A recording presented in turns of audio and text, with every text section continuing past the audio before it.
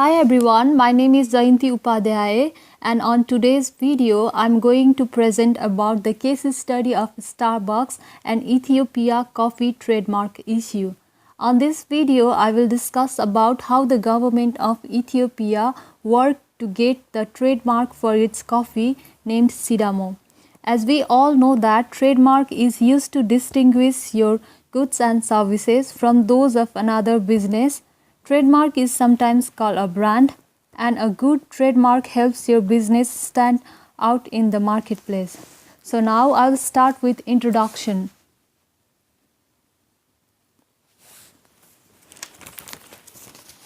Starbucks is a US-based multinational coffee and coffee house which employed more than 170,000 people worldwide and has more than 16,000 stores in 44 countries. In present day, Starbucks is one of the world's best known brands. Ethiopia is Africa's largest coffee producer and coffee is its largest source of foreign exchange.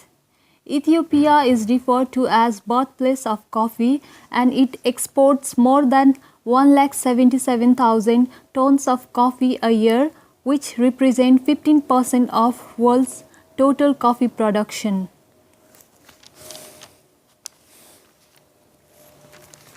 On 2004, Starbucks filed with the US Patent and Trademark Office to trademark Circina Sun-Dried Sidamo in respect of ground and whole bean coffee, prepared coffee-based beverages. In 2005, Ethiopia filed with the US Patent and Trademark Office to trademark the name of Irgasef, Harar and Sidamo coffee. Therefore, government of Ethiopia was notified about Starbucks application on October 2005, which is 1 year after, by US Patent and Trademark Office, in which US Patent and Trademark Office state that it would suspend consideration of the governments of Ethiopia application pending disposition of Starbucks application.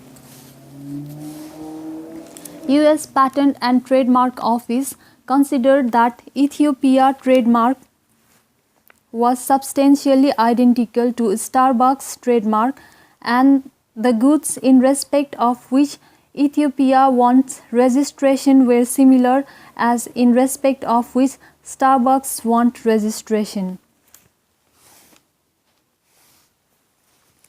Therefore, government of Ethiopia decided to object to the registration of Circina Sun-Dried Sidamo and filed a formal opposition on June 2006 before the US Patent and Trademark Office Trademark Trial and Appeal Board.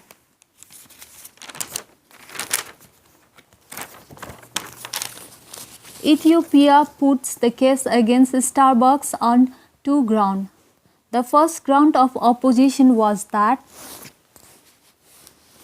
there exists a likelihood of confusion between the two marks, that is, they were virtually identical and sounds similar, that is, Sidamo. And the second ground of opposition was that registration of Starbucks mark would damage the government of Ethiopia and hinder its ability to protect its own Sidamo mark.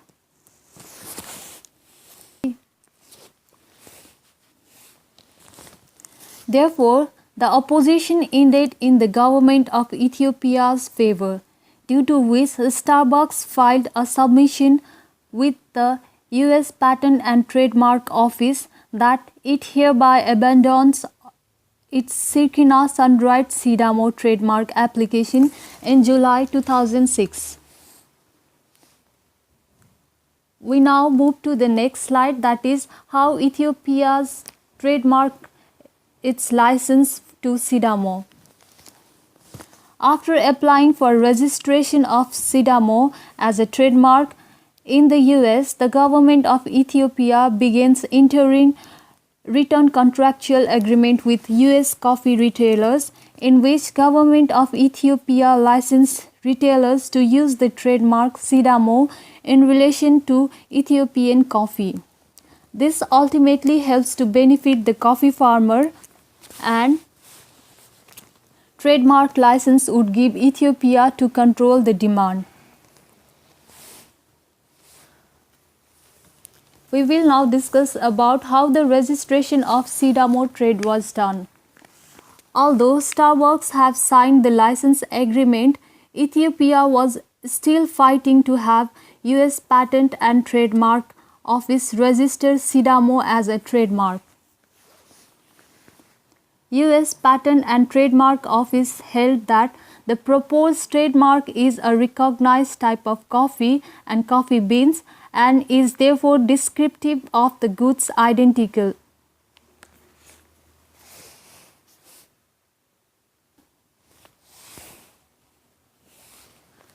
For this, Ethiopia responded to US Patent and Trademark Office and argued that Sidamo mark is not descriptive and that the evidence presented by the examining attorney did not support the ground of refusal.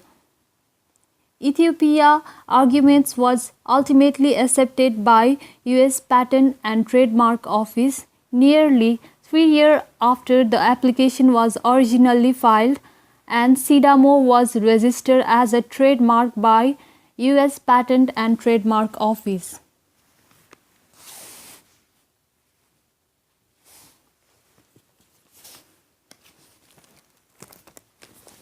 So, we can conclude that trademark system and licensing agreement has benefited the coffee farmers, and Ethiopia has been able to achieve a better economic return. As a result of this, Ethiopian coffee farmers were receiving about $1 per kg of the final retail price for Sidamo coffee sold in the US, with the exporting sector receiving about $2 per kg. This ultimately helped in raising the income level of Ethiopian coffee farmer. So we have come to the end of our today's video. This video generally states that how the Ethiopian government fights for the trademark right of its coffee, and that ultimately help in increasing the living standard of the coffee farmer and the product of coffee. Thank you.